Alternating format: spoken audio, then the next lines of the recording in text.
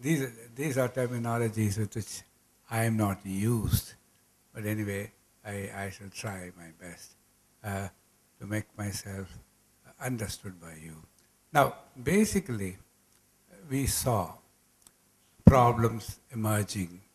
This is part of life, that problem emerges. You can't live without problems. At no time in the life of man as would he have lived without problems. He would have always lived with problems.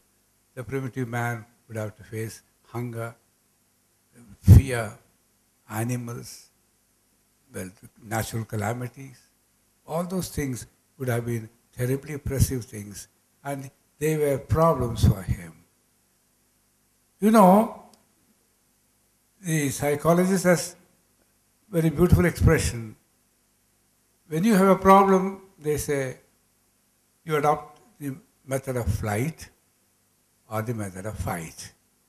The primitive man found if the thing was up to him, he fought it, destroyed it, and probably used a meal of it. And if he found that it was beyond him, he would make good his escape. Now, this is how it should have been doing. Now, when he went into settled community, now that gave him a little more confidence, a little more security when he began to live with a larger group of people. Larger group of people themselves gave him some security against various odds, natural odds and various other odds. Now, but somehow or the other, the flight or the fight response had become part of his self, part of himself, part of that being.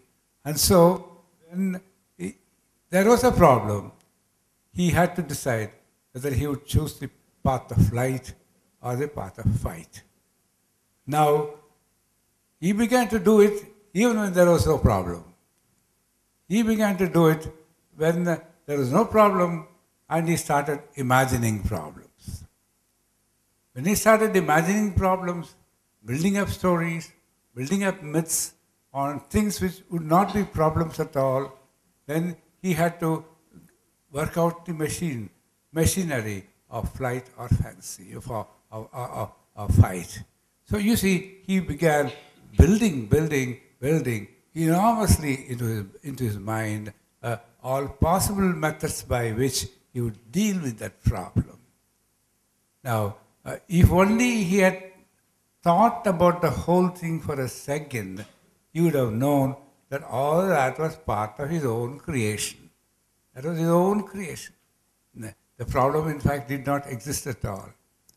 But on a non-existent problem, he was building up a huge edifice on which he had to decide to fight or flight. And so therefore, in most cases, he was doing this on pure imagination and on pure fantasy. Now, that was because the mind was beginning to center around himself.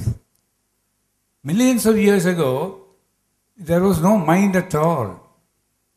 You'll be surprised if I put it that way. Now, sometime about 40 years ago, a French psychologist wrote a very good book called The Origin of Mind, the Origin of Intelligence on the Breakdown of the Bicameral Mind. That was the top heading of the book, The Origin of Intelligence on the Breakdown of the Bicameral Brain.